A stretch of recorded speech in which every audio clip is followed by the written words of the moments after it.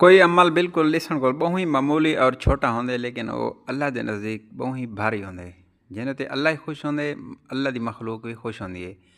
अज मैं वेंदा पिया ते सड़क किनारे बहु ही बजुर्ग सफ़ेद रीश बंदा घाह करके खड़ा ही साइकिल दे ते इंतज़ार ही खड़ा ही तकेंदा ही बिल्कुल रोड की तरफ।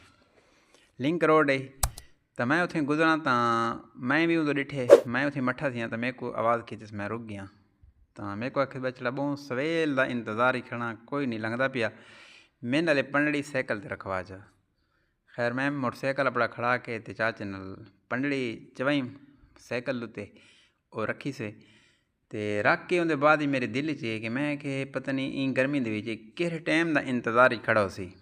तो इस वास्ते एक मैसेज है कि कोई बंदा भी करा क्या रस्ते नाल आंदा वेंदा पिया होंदे तो कुछ अल्लाह की मखलूक, कुछ ऐसे सफ़ेद रेश मेरी तुहारी इंतज़ार और हैल्प की उन्होंने जरूरत होंदी है, जी शिद्दत नाल इंतज़ार करेंदे खड़े होंदे।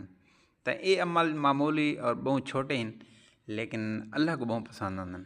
इस वास्ते अल्लाह ताला फरमाइंदे कि तुम आपस में मुहब्बत करो, मैं इंशाअल्लाह राज़ी थी।